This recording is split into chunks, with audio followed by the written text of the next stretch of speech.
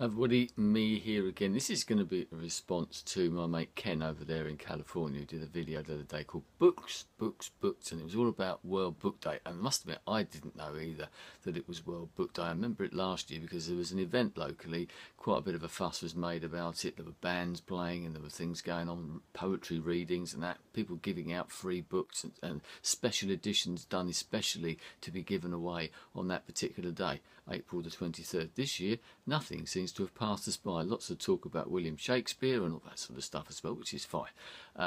But I thought I'd respond to that because Ken was asking about whether people read anymore. You know, what do they read? Do they do, the e-readers? Is it the physical, tactile books? A bit like this poster, this photo behind me. That's not my house, by the way. I just thought I'd find an image online. So, yes, I do read. But one thing I will say straight away, while I remember, is that apart from still reading books, both physical books and e-books as well, is that I still do a lot of reading online, and I think people dismiss that. Blog posts and things like that, and magazine posts, newspapers even. Yes, I know it's not quite the same as sitting down with a novel or a non-fiction book or something like that. I totally get that, but it is still reading, and I think people would dismiss that, especially with teenagers and kids or the younger generation, is that we tend to dismiss the fact that they're never reading, but they probably are. It's just they're not reading in the traditional sense. Things have moved on. So what do I read? I read a bit of everything. I will mention first straight away that unlike Ken, this is an old-fashioned one, but this is my Kindle, and I bought this a couple of years ago, and I've, as you can imagine, I've got hundreds of books on there, and you can find things for free all over the place. So I do use that. No, it isn't quite the same as a physical book and turning the pages and the smell and the feel of a book. I totally get that. That's but if you're going on holiday or something, you can bung that in your bag or your suitcase or whatever it might be, and you can take literally a whole library of books away with you. So I do that. In a way, I sort of alternate. I quite enjoy reading the ebook sometimes. That sounds a bit strange, but then other times I think, oh no, I love this type of thing. So what I read, the last book I read was actually by this guy who I've got into recently. This is yeah, that's one thing. If you don't want to drop a Kindle, but you can drop one of these, it'll be all right. Ian Rankin, who's I only got into him fairly recently. A Scottish crime writer, thriller writer.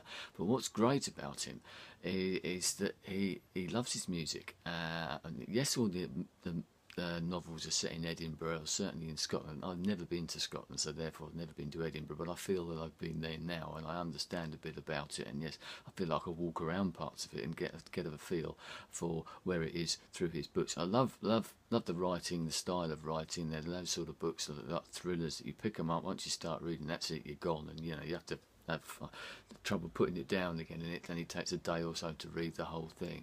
But he loves his music, and there's musical references in there all the time, whether it be the titles of the books, and Ken's mentioned about the way that I sort of tend to use musical titles in my videos, and maybe that's a throwback to the Ian Rankin thing as well, without realising. So he's well into that. So that's one thing. But I do, as you can imagine, read quite a lot of music books as well. This is one that I read not long ago.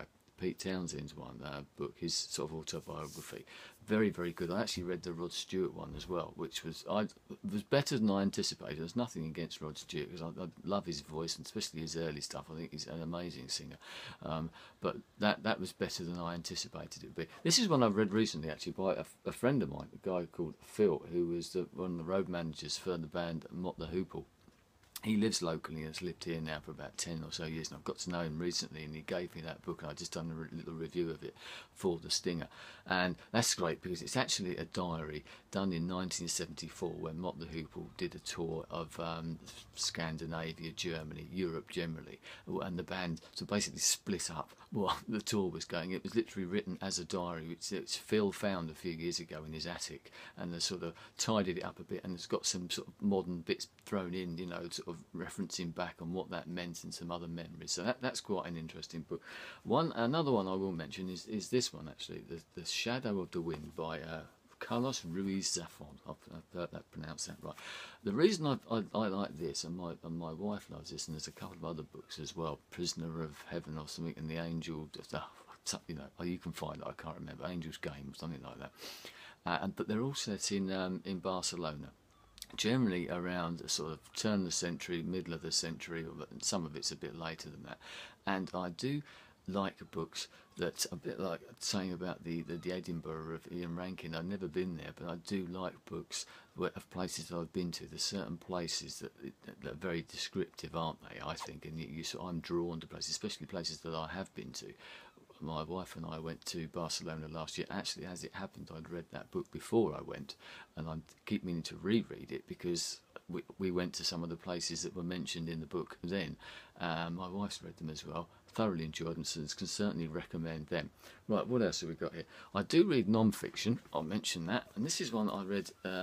It's one thing I do sometimes. It is this guy called John Norton. This is all about brief history of the future, of the origins of the internet. I've read a couple of books about the internet and the origins of that type of thing, something that interests me. And that whole sort of process, and I even read books about the early days of computing and Bill Gates and Steve Jobs and all that sort of personal computing and where it all came from. And the history of the internet, I won't go into it now, but it's quite an interesting thing as well, and how that came about initially. And, you know, one of those sort of, not a happy accident, but in a way it was, you know, and probably didn't happen quite the way people anticipated that it did. But that's a book that I actually, you know, I buy lots of books in sort of charity shops or whatever it might be, second-hand shops, obviously new books as well from bookshops, but yes, I buy a lot of books online. But you can buy second-hand books online as well, and that's one thing, even through the popular sites. And I've just literally just bought one actually that was a penny, and then I had to pay the postage and packing. So you can get books cheaply online as well, you know, rummaging around in bookshops, which is a great thing to do, whether they be older books or new books. So that, I'm tying on with that actually, I mentioned magazines and things like that. I actually got a subscription to Wired magazine again. As I said, I'm interested in all that type of thing. Something that I subscribed to a while ago, but they sent me an offer that was very hard to refuse. So I started reading. So I read music magazines, as I said, and I class that as reading. It's all sort of education as well. What am I going to look for here? This is one that might surprise people. I picked this up. This is all a book about Babylon and the Near East civilizations. Was it Mesopotamia and the birth of civilization? One of those sort of periods of history that's always fascinated me, at the origins of, you know, civilization, and even sort of biblical history. I'm no religious person at all, but the actual sort of truth behind the stories and how everything happened. And that's quite an interesting book. Not the easiest book to read at times, but some fascinating things in there, which was pre-biblical time, and certainly pre-New Testament time, but how some of those stories then appeared that happened back in, you know, in what is now modern day Iraq, etc., that type of area, actually turned up in the Bible certain thousands, possibly even years later. So quite an interesting one, and I think that's pretty much what we've got. But I will, as I said, I tend to read lots of different things. I do tend to lapse now because, as you can imagine, I'm tied up doing other things, so I don't tend to read as much as I would normally, I suppose. Time takes over, which is one of the things that Kent mentioned. But as I said, I read in others. But one book I will mention actually, and it sort of ties up a bit with the sort of things that I'm doing now. Because after I lost my job, I found this book. It's by a guy called John Williams, and it's called Screw Work, Let's Play, and it says how to do what you love and get paid for it. Well, I read this and it's been quite inspirational because of the way it talks about different things. It made me think about things in different ways, and also made me realise that the way that I am and my personality is a little bit different to maybe what other people's is in some ways. Something that's sort of unique or anything in that particular way, but loads and loads of different interests, and you can't pin yourself down, and sometimes you feel that you need to do something else. And, you know, as I probably said before, losing my job in some ways did me a favour because it's enabled me to do other things since. But that book certainly helped to get me going and sort of inspired me to start up with Rich the Peerless Music project, which is, as I mentioned in another video, one of those things that sort of led on to lots of other things and is continuing to do so.